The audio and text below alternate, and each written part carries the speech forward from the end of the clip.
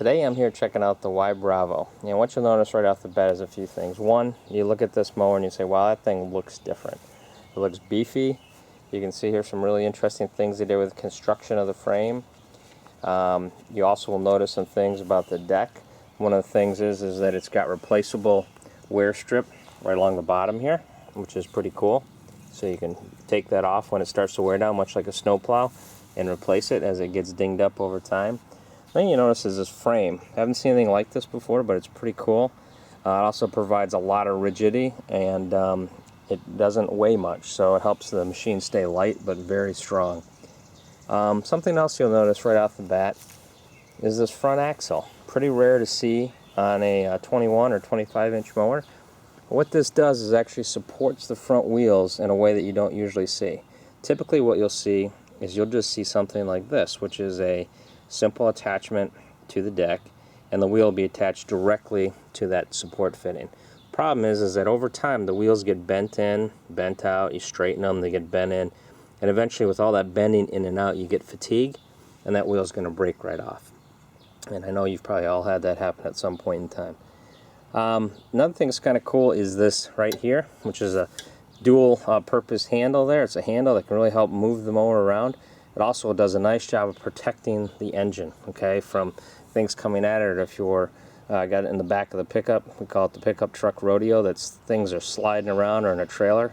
That really does a nice job of protecting the engine, and also gives you a great lifting point. As we move around to this side of the mower, something that's very interesting and something I haven't seen before, but makes a heck of a lot of sense, is if you look right here, all the cables go up inside these Howell handles. And what's great about that is it keeps them protected, and so when you're dragging it in and out, or you're going around bushes or what have you, you're not going to get anything caught and rip those cables off. You've all done it before, and I think that's going to solve a lot of issues with that. As we move around, some pretty interesting control setup here. Nothing too crazy, but it is a little narrower handle, which I think will make it a little bit easier with your hands not getting banged into trees and close to buildings as you're going by. And this is something that's very unique on this mower as well. And that is, and I believe this is patent pending, but they have something set up here where it's a actual 2-speed transmission. So it's a real simple process. All you have to do is you grab this lever. There's a high, a neutral, and a low gear. So if you've got a lot of tight work to do around corners, you can maybe put it in low gear, and then you can decide when you want to actually go out there and do some long straightaways and get the job done a little faster, kicking in a high gear. That gives you quite a bit of boost in speed and allows you to go a lot more at what pace works for you in that particular part of the job. Lastly, I want to pull off this bag here for you. Pretty easy to take it off. See, you got a little grass in there already, but mulching plate in place, and real easy. Like I said, the other thing about this bag is it's got a very wide opening. And that said, let's go ahead and do some cutting here and see what we've got.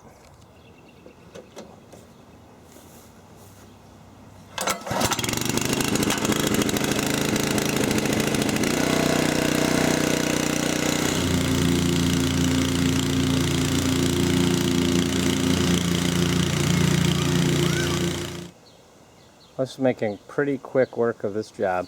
It's only been about 5 minutes, but because this grass is so thick and so long, I'm already full up. Now, I was amazed at the size of this bag. I went to lift it off here a second ago, and I'll show you how much is in there, but what I'm really amazed at is the amount of grass that's able to pack in there. So I'm going to go ahead and empty it out, and we'll take a look at how much we have in this 32-gallon trash can. Before I dump this out, I just want to show you how tightly this is packed in here. Amazing, that vacuum deck. I'm going to have to get a shovel to get that stuff out of there. But we'll dump it out here and take a look, like I said, how much we got in that trash can. So there you have it, 32-gallon trash can, and you can see one bag packed it in there so tight, it came mostly to the top of that trash can. So I'm going to have to really pack that down in order to get my lawn done, because I only have 2 of these cans.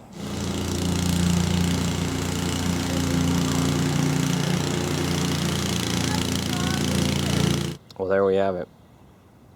Got my job done about 20 minutes faster than I typically would have on this particular lawn.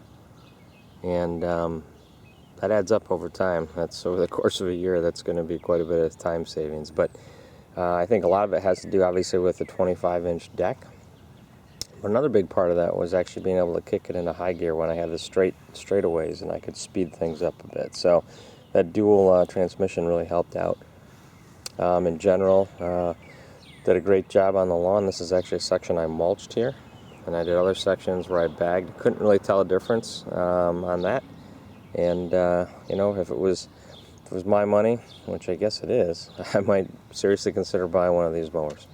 All right, that's it. Y Bravo 25.